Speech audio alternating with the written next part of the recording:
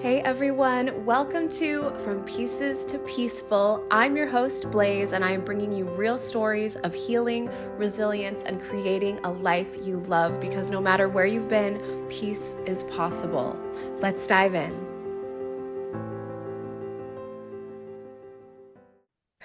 Hello, everybody. I'm here today with the David Walberg. Thank you so much for chatting with me. This is awesome.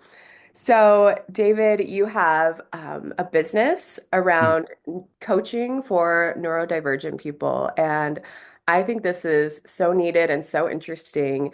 And so, first of all, just hi, welcome. Thanks for being here.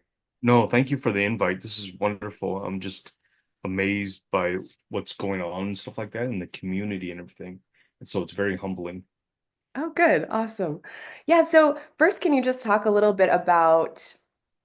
Well, I want to hear about what neurodivergent is to you and what got you into, like, if you have a personal story or just what led you to this. Neurodivergent and individuals and ourselves, it's not a new concept, but it's a new concept in how we're representing. There's individuals out there that have ADHD, that have autism, that have traumatic brain injury, that have OCD. They also have anxiety and depression and stuff like that, and then add in substance abuse. So all that. And so myself as an individual being neurodivergent, I was working with I got my degree in master's in counseling psychology, but my focus was working with individuals that were autistic. So I started working in that clientele, and as I was working with them, the majority of them were children. But one of the things I realized was the fact that when they aged out at 14, 16 years old, there were no more services for them. And that's the thing. It's like we're so focused on the young children that we forget that these individuals need services throughout their life, one way or another. And Yeah. so that's where my intuition kicked in, and I realized that hey, we need to continue on the services, but we need to also be able to serve them, but support them as they go through the journey of their life. Yeah. Wow. Well, that makes a lot of sense. And you said that you yourself are neurodivergent. And if you don't mind sharing, I'd like to hear about like how that presents in your life and how maybe that's affected your journey. Oh yeah, absolutely. I have dyslexia. I have ADHD and ADHD, not the hyper part of it, but the other parts of it. But I also have traumatic brain injury in myself. When I was 11 years old, we lived in the Marshall Islands for 2 years because my father had a contract with the hospital to set up a database system in their hospital. Prior to that, everything was paper written, stuff like that. And this was probably in 1990. So thinking about computers and technology in 1990, and living in a third world country, it was quite fascinating. But me and my friends were playing outside, and a drunk lady hit us. Oh, And so apparently I was out for probably 12, 18 hours, and then I came forward and stuff like that, you oh, know. geez. And so because of being in a third world country, they didn't have the technology and stuff like that. I mean, they had a hospital there, but their hospital procedure was limited, so I had to be flown. And my friend that was also hit, we both had to be flown to Hawaii, which is the next stop from where we are, and one of the big medical hospitals there. Oh, And God. so yeah, so it was yeah. For me, I broke both legs, six ribs, my scapula up here and stuff like that. So I was in the body cast for 6 months. You know, God. in the position of somebody that's giving labor, so I literally could not move my legs. But I because of that, because of my being out for 12 to 18 hours, and then regaining consciousness, um I have a tendency to not remember short-term memory, but I long-term memory is totally fine. So myself, I have to, that's why I have sticky notes. That's why I have to constantly, having the phone and stuff like that to remind myself in that aspect of it, of doing things. So, and it's gotten better over the years, but it's still there's still a glitch there. Wow. Oh my So gosh, that is traumatic. yeah. It's And crazy. then, and then obviously adding PTSD onto it, that's another neurodivergent category of disorders. Mm, So, yeah, yeah. Well, also, like, just congratulations on getting a master's degree. That's just no small feat in general, but also with a brain injury, I'm sure that just added complication. And so, mhm, round yeah. of applause. Oh, thank you. Thank you very much. Yeah, Yeah, that's pretty huge. Wow, wow, wow. So I think it's great that you are in a field now where you get to show up professionally and help people that you can also understand. Because right, I've right, had the experience of going to therapists or different, professionals who were good at their job, I am sure, but also there was such a disconnect for me when I just knew they had never had any type of experience like I was going through. And that would be really tough for me to go like, well, you don't know me, and I was probably being a brat too, but right, right. just that concept of like, well, no, I have no idea what you're going through, but I read about it in this book, so I'll tell you what to do. And that just wouldn't work for me. And so Yeah. I think there's a huge place for mentorship. I'm so glad there are so many places that have peer mentors now, and in the recovery world, that's become really big. And I think there's room for that in a lot of other fields. And Hmm. so you're getting to kind of be both of those things, which I think is really Hmm. must be really impactful. Yeah. Oh, absolutely. I feel in myself that to truly help clients in themselves, especially in a field that you're working in, you have to kind of experience it, what it's like. You got to be in the know of the individual and their brains and their body and their soul and stuff like that to really help them, you know, engage and be a productive person in life. We go to, we get degrees and stuff like that. And some of it's for research, which is great and all that. But when you really want to work with the individual themselves, you got to have some kind of intuition yourself to be able to really connect with them. I totally agree. So you and I think, are about the same age. And so we're around before TikTok, social Yeah. media, all the Right. things. Um, Right. and I'd love to hear your perspective on this, but I definitely feel like the younger generation is so much more open to talking about mental health. And I think there's way less stigma around it. And sometimes almost feel like it seems popular to like say you have something. I was at dinner the other night and a girl at the dinner was describing herself as neuro spicy. And, so I just think like it's such a more open conversation. And I mean, have you seen that, or like how does that play out like with your work or just in general? What no, that's very much true. And I think being that social media has such an open factor in people being able to discuss or be able to be in present of their own disorders and being able to literally celebrate about it, it really makes a big difference. And I think, the younger generation has definitely been able to share more of their feelings and how they interact, being having the disorders, but the older generation, they're still not in that mindset because of the stigma. When they were growing up, when you and I were growing up, having a disorder, it was like it was shameful and you almost didn't want to talk about it. So therefore, you had to put on a mask to really hide yourself and who you were. But now it's becoming more more in the present, more in the now, more comfortable, It's like individuals that are celebrating their sobriety, it's like, hey, I've been sober for 8 weeks. Hey, I've been sober for 20 years and stuff like that. Whereas 20, 30 years ago, you just didn't, it was a closed door to talk about it. Yeah. And I think a lot of those things come back to shame, which I think is the number one worst thing. Shame is just, Right. oh, I feel like it just kills us from the inside out. And so anytime there's progress around the area of just releasing shame, understanding that none of us are alone.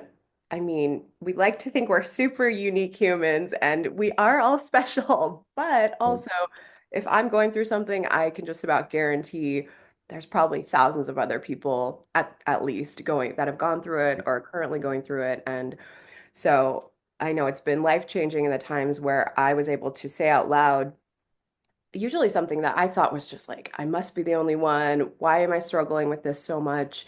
Right. And then you speak it to another person and they're like, oh yeah, I've been there too. And it just releases like, oh, okay. And I mean, just the feeling, that you're not alone. And so I think as much as I feel like social media has such a dark side and there's bullying and there's just Right. cringy Right. stuff all the time, at the same time, I do know a lot of people who have found hope and have found connection and have found that they're not alone in their struggles. So And that's worth celebrating. yeah, no, absolutely. No, I agree with that. And being able to realize that you're not by yourself, being able to realize that there are other support groups out there for you and connecting with them. And then being able to literally go out, in the community, say, "Hey, I'm celebrating my sobriety today. It's another day. I'm celebrating my neurodivergency. It's another day. I'm Mhm. an amazing person. I have some quirks about me. That's what makes me who I am. Let's celebrate. And that's where the doors are opening for us neurodivergent individuals, being this, but also in the avenue of substance use individuals and stuff like that, because they feel so closed off because of their own the stigma in society. But they're slowly being able to open up and being able to celebrate. I mean, loneliness is a mask in itself. And we as neurodivergent individuals and people that have gone through their own substance journey and stuff like that, it's a lonely world. Yeah, And and you made a really good point in we get so consumed in it that we are ashamed of who we are. But we're also ashamed of who we are because society tells us to be ashamed. yeah, which is not fair. Not at all. Not at all. Absolutely not. No. Mm-mm. Yeah. And again, I think there's been some pretty great progress around that just Yeah. in the past few years. And you're bringing up substance use quite a bit. And I know that that's another aspect of the work you do. And also myself, like I work in the recovery world, and something I've seen as we are doing our research is like this younger generation is drinking way less than Mm. people my age and older, that Right. and I don't know all the reasons for that. Some people say just because there's not enough money. Yeah. But other people are just really like, no, they're just more open and they're learning more. There's more information now, way more information now about health and the implications of that. Not that a lot of 20-year-olds are as worried about their health probably, but I don't know, in some ways I feel like they're being smarter than some of us were at that age. Right. And do you have any ideas of why that is? Because it's a pretty dramatic difference. I, you know, Research has stated, and just in my own field of working with individuals that are substance using and stuff like that, there's been a huge shift in the aspect of less people are drinking, but more people are using drugs. Mm, So it's like it's been replaced. One's been replaced with the other. And okay. so that's where the real pandemic is now in this aspect of the world. It isn't so much the alcohol, but it's the other drugs, especially fentanyl. It's like fentanyl has become the new drug over marijuana and cocaine and heroin and stuff. And Yikes. yeah, yeah, it really is. It's been replaced and all that, but it's also having a more dramatic input on people. And because it's a rapid growing phenomenon, but it's killing people faster. Oh yeah. Yeah. Yeah, No, I'm very nervous I feel like it used to be different drugs being laced with that, or just the idea right, of just all the stories you hear of young people that sometimes just use something once or something else that's laced with that, and then they just die immediately. right, It's right. very, very scary. Yeah, yeah. Yeah. Well, David, that wasn't the news I was hoping for. Oh Sorry. gosh, no. I mean, that's life. Like, I Yeah, think the human experience is right. challenging, and we all experiment in different ways, and so many people go through different traumas, and Right. we aren't raised with coping skills. Probably even sometimes if we are, yeah, we reach for things to numb. And I think everyone's been there, whether it's sugary food or, that Right. comfort food a lot of times is just let me eat enough food groups that my whole system shuts down and I just feel nothing for a little while. And that's kind of depressing sounding, but Yeah. Yeah. yeah, being a human is just not always easy peasy. So, And- right. Absolutely. And you bring a really good point in that aspect of one of the things that we are learning or need to learn or bring more education is the aspect of coping skills. How do we learn to cope with our disorders? How do we learn to cope in our environment that we live in, especially when the environment is in a positive environment? What do we do? What do we get for resources and stuff? And then with our own disabilities and our own disorders and stuff like that, being neurodivergent, how do we get the coping skills to make it through on a daily basis? How do we get the coping skills and those tools in our bags to be able to, get up in the morning, to be able to get ready for work, to be able to, do one thing or another? That just, the world of education, the world of resources, that's where it's lacking. so how do we? Or are you just saying it's lacking? It truly is lacking, and we're so focused on the younger generation, the younger kids, that we forget that, hey, all these people that are getting these tools now, they need their tools for later. So in their transition of becoming a teenager, in their transition of becoming a young adult, being a coach for them, being peer support for them, being a therapist for them and stuff like that. So they just need all these things in place to be able to reach out. Okay, I'm having a bad day. Can I talk to my coach? You know, or Yeah. I need to talk to my therapist, or I need to talk to my job coach. Whoever it is that needs to be, I need to go to these groups and stuff like that to engage and learn how to be socially interactive with people and stuff like that.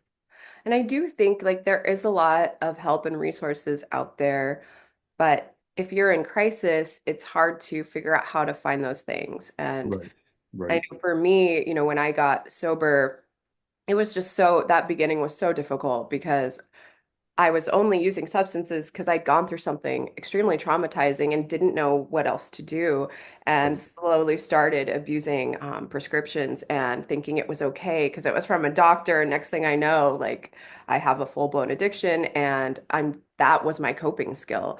And right, so when I took that away, understanding like, okay, this helped this much, and now I've caused myself this many problems that I have only right, myself to blame. right, So I have to take responsibility and figure out what to do. And I think that even for people that maybe don't have a really full-blown addiction or don't consider themselves an addict or an alcoholic, I still think there's a really big help in taking away those substances in order to heal because it happens a lot faster that way. In my mm, experience, I'll say. yeah, For me, it would have taken me 100 times longer to heal if I had continued to numb out day in and day out. And so I needed a really long break so that I could dive into those healing tools and also have like that energy to mhm, seek out resources. My yeah, mom and I have talked about that where she's like, it's not that I don't want you to have the coping skills. I didn't know these things existed back then. I right, couldn't go on YouTube and watch meditations and like mhm, tapping, EFT, emotional freedom technique is one of my favorite healing tools. And I mhm, could just go on YouTube or find these different people that will show me how to do it. And so, I have a million personal development books, but again, I had to get to a place where I had the energy and right, clarity to read a book again. You know what I mean? And so, and also finding support groups. Some I didn't mhm, gel well with. And I think that's another thing is like, don't give up after something doesn't work once. I feel like right, I hear that a lot with therapy too, where it's like, I didn't yeah, like that person. I'm never going again. It's not for me. And it's like, well, there's 100 other therapists in town. So let's maybe try someone else or try a yeah, different support group or find something online. There's right, even like not tech, like texting support too, like pure, mhm, I think it's the Trevor Project one of their biggest resources, it isn't a call line because a lot of people don't like talking on the phone anymore, but it's Right. texting support for a crisis. And so there is a lot out there, but having someone help guide you to those in the beginning, I think is huge. Yeah, no, that's a really good point, and it goes back to the idea of therapy. For so long, it was a negative connotation. If you go to therapy, you really have a big problem, so therefore you look down upon. But we're realizing that as the doors open, therapy is actually really great for you. You know, it's great to have somebody that you can talk through things. It's great to have somebody that supports you, that understands, some of the life crises that are going on, and then being able to give you the tools to work on it. But the other point, and you mentioned, don't give up if you try it once and it doesn't work out. There's hundreds of therapists, there's hundreds of support groups. Go and find the one that fits you, you know. And that's where I think people that are under so much stress or a substance use, whatever their life crisis is going on, to add another thing into their life that will help them is actually stressful. It actually becomes overwhelming. Mhm. So therefore, let's learn to be able to support each other, you know. Find somebody that's in the group that's been through this and being able to talk to them, hey, this group doesn't really work for me, but can you help me to find something that's going to benefit me for, you know? And Yeah. then being able to talk to therapist, oh gosh, I think I think the doors, our mental and physical and spiritual health would be so much greater if we just were able to talk to somebody. Yeah. And another great thing you mentioned, and it's very much true, a lot of people don't like to talk on phones because or do FaceTime and stuff like that because it's their own anxiety that brings out because they feel like they have to perform. Mm. So therefore they feel very uncomfortable. So being able to text is is a great option because then they can open up and say, "Hey, this is how I'm feeling, this is what's going on." And then you can say, "Hey, would you like to talk about this more over a phone or FaceTime and stuff like that?" So it's Yeah. really giving them the comfort of building that relationship, but giving the power to them. I'm so grateful that we have so many options like that. Because on the Mhm. flip side, I feel like the older generation, when they need help, they're like, don't make me text. Just call me. My God. Right, right, right. Absolutely, absolutely. Yeah, yeah. Yeah. So I just like that, there's value in all of that, and we're all in different places. And I think kind of one of the Mhm. things you're talking about is mentorship. Like I feel like finding a mentor, sometimes it's just one person that can help get you through something. And I have sought out mentors so many times throughout my life, for all different types of things. And I think there's just nothing quite like seeing someone who's like, that's me 5, 10 steps ahead. How did they get there? Right. And will they help me? And a lot of times just kind of getting the confidence to advocate for yourself. I mean, the Mhm. number of times I've DM'd like a stranger on Instagram or an acquaintance and just said, hey, I love what you're doing. Are you open to, can I buy you coffee and learn more about it? Or are you a coach? Can I pay to have an hour of your time and see if we Right, could work right. together? Because I want what you have and I want to know how you got there, and there's a lot of value in that. And you'd be surprised how open people are to helping with Yeah. something they've done, it's awesome. Yeah. And that's absolutely, I agree with that. And I've done the same thing in the idea of I see a post and that person really has given me energy, that, connection energy. So I reach out to them and say, hey, I really like what you're posting. I feel your energy. Can we connect? And it's like, wow, it really opens the door in that aspect of it. But the other thing we were talking about is being able to model this, hey, I need help, I need to talk to somebody and all that, but being able to model and be an example and just kind of share that with other people that don't know how to begin that conversation, how to reach out and ask for help. I think that's a huge factor in so many of us individuals. That first step, how do I ask for help? I need help, I need services and stuff. but how do I ask to help? You know, what do I do to ask? What does that conversation look like? How do I build that conversation just to be able to open that door so I can get that resource and help that I need? Yeah. Is that something that exists? Because now you're inspiring me. I'm like, we need to create like a one pager or something with like conversation openers or text. Like, I bet that would really be helpful, Oh honestly. yeah, yeah, yeah. Just that, what is it? Not even that 3 minute, as they say, 3 minute elevator speech, not even that long, It's Right. literally like 2 or 3 sentences. Hey, I'm struggling. I need help. Who do I call? Hey, I'm just having a bad day. I just need to talk to somebody. Who can I talk to? You know, Hmm. and with that, it opens doors for them, or being able to open doors for them to get a personal coach, to get a therapist, to go see a provider. It's breaking that stigma of going to the doctor is a bad thing. Going to the therapist is a bad thing. Having a job, having a personal life coach is a bad thing. Having a mentor is a bad thing. But looking at it as these are all building blocks to make yourself a better individual. Yeah, absolutely. And I think most of us can recognize that we only know so much. Mhm. I know my perspective, my experiences, and sometimes those experiences can help others. And then there's a whole world of things that I don't even know exist, and I Right. need other people. And just Right. in general, not even with anything dramatic, but just to learn and grow and evolve, we need Yeah. each other. And Right. yeah, I think that's big. And I think also with like how to reach out, I think on the flip side, for all of us to sometimes recognize when people are calling for help, but they don't know what to say. So there are times when I'll get a text maybe from someone or a message, a DM or something from someone that I rarely hear from, but it's just like, hey, hi, how's it going? It's something really innocuous, but Right. it's like, this might be an ask for help. Let me reply, let me say, how are you? And try to, because sometimes people, like you said, don't know how to ask, but are Right. doing their best to reach out, and not pushing like Mhm. those types of messages to the side and diving a Yeah. little deeper.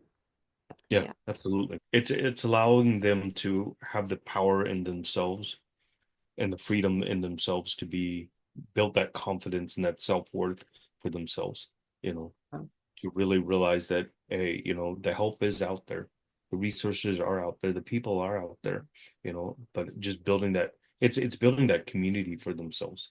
What does that community look like for them? So tell me, like, what does your coaching look like? Obviously, you're not going to tell me about any client specifics, but who are the types of people that you work well with, and how are you helping them? One of my biggest things in connecting with clients is I always tell them, we're gonna have an individual session. My biggest thing is if we can't build a relationship with each other, then it's going to be very difficult for us to progress forward. So one of my biggest things in coaching is being able to build that relationship, because that really allows them to open their doors for themselves and relax and really become themselves. Mhm. Taking off that mask of themselves to know who they are and what they want to do and stuff like that. Um, I have clients from 18 up to 65 years old, Wow. and everybody is going through their different journeys in life. Some of them it's literally helping them create a schedule for everyday living. Some of them, they're in a new transition from 30 years of working, and now they want to transition into their next chapter of life. So what does that look like for them? What Yeah. activities are they going to do? What do their finances look like? What are their health reasons they're going to work on? What their relationships are going to look like? You know, kind of stretching forward. Some of the clients I have, it's literally just a weekly check-in because they just need somebody to kind of process how the week went. Yeah. And so, just kind of going through that, but then also giving them helpful tips and, hey, I see you were kind of struggling with this. Here's some ideas to maybe put forward. You know, Hmm. some of the clients I have, they literally just need some tools to be able to kind of better manage themselves in their time, in their organization, and stuff like that. And so each individual, we really get down and cater to what they really want, and what they're looking for. And some of them, they just come on because they're like, I don't know what I'm doing. I don't know what I'm doing. It's kind of like, who am I? Finding Mhm. themselves. And Yeah. they hear the word neurodivergent, or they hear somebody that's working with them with, being ADHD, all these other stuff. They're like, oh, well, here's an open door for maybe for me to get some help. And I have clients, I have this one unique client, and him and his mother is just amazing. But this client, because limited verbal skills, we when we do have our Zoom session, it's all typing, Interesting. communication typing, but I do verbalize what I say when I type it, Okay. and sometimes he picks it up, but sometimes he doesn't. But what really warms and fills my heart is after we have our session, I always talk to the mom, and she's Mhm. like, "Oh my goodness, my son just randomly had a conversation with me the other day because of our communication building skills like that." And it's like, he's Wow. doing this at school, he's doing it at his job and stuff like that. So it's like, wow, just to hear just just those words, it's just like, wow, you're making a world of difference for somebody, Yeah. but it's also opening the doors for other people and what they can, have in life. Yeah. Oh, that's so awesome. Yeah, Yeah. that's Yeah. big.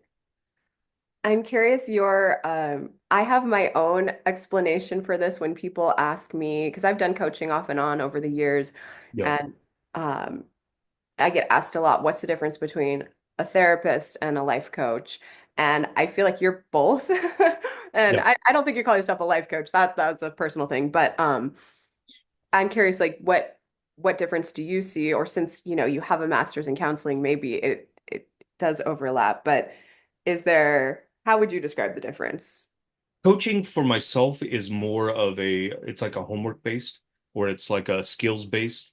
You meet with the client, you kind of talk through what happened last week. You've gave them some homework to do, and you kind of go over the homework and you see how it went and stuff like that. And then they have another goal to get them each next week. So it's very goal oriented. Yeah, But then I also switched to my therapy hat because sometimes, you need that therapeutic intervention on top of that. right, So in the therapeutic intervention, it isn't so much the homework based, but it's the self-awareness. It's the connection, it's the self-awareness, it's the teaching part of it and stuff like that, the education of, you know, being able to understand what this person is going through you know, be it relationship, be it finances, be it self-confidence in themselves. right. Yeah, I love that.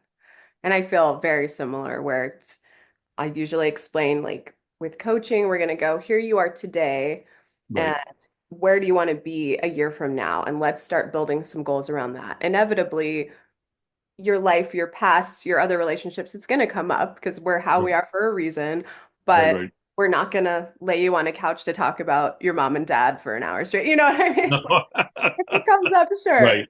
And I Right. think Right. that's just true in general. It's like Right. Right. business coaching even your family might come up like things are gonna we're human so Right. Right. um, but I love that the homework the goal oriented and I much prefer having a coach to having a therapist personally. I Yeah. think because it's so much more active to me. Right. I feel Right. like I have support in a way that's yeah, I like having a goal. I like being able to say, Are you proud of me? I did my homework." Just like it's different than Yeah. just Yeah. having someone listen. And sometimes we really just need someone to listen to us talk. But Right. I think it has a huge value. Yeah. I know. I agree with that. And each client comes in with a, different want and need and stuff like that. And it's kind of allowing them to know that, we'll do both sides. We'll do the coaching side, but we'll also do the therapeutic side because it just blends together really, really well. Yeah. So how can people find your work or if they want to work with you or connect with you? What are some good ways to connect? Some people have connected me through LinkedIn. Some people have, Facebook and stuff like that, and then Instagram. And then just the word of mouth is has worked out well and stuff like that. Just Cool. because Anchorage itself is a small community, so we kind of know each other and we kind of share our skills and traits. And it's like, oh, you would be good for that person. Let me connect you with that person. Or hey, and all that. But also bringing this work and services. I have clients in the United States and stuff like that. So it's kind of wherever the services are needed. Awesome. Well, I'll make sure to share links to your different things. And just before we end, what's one piece of advice that you would give to like you in the past, like someone like you with similar challenges? What advice would you would have liked to have that you would give to someone else who's struggling? Well, it's like the $1 million question that everybody asks and stuff like that in that aspect. But it truly is to be able to know that it is okay to ask for help. It is absolutely okay to ask for help, regardless of how small or how big it is, because we too often think, well, that's a little thing. I no. When you come to terms with it, even the smallest thing, when you ask for that help or that knowledge to be able to ask for help, it really becomes a gateway into something really bigger, you Yeah. know.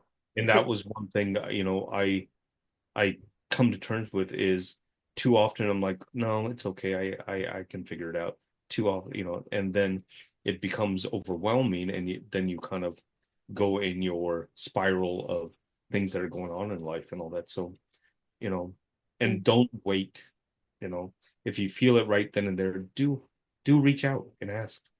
Yeah. Perfect. Well, thank you. Thank you so much, David, for talking with us today. I love the work you're doing, and we're just lucky to have you having the courage to do all this. So thank you. Yeah, no, thank you very much. I feel very humbled in the aspect to be able to just connect and communicate and share as we build our community. Yeah. So Awesome. Thanks.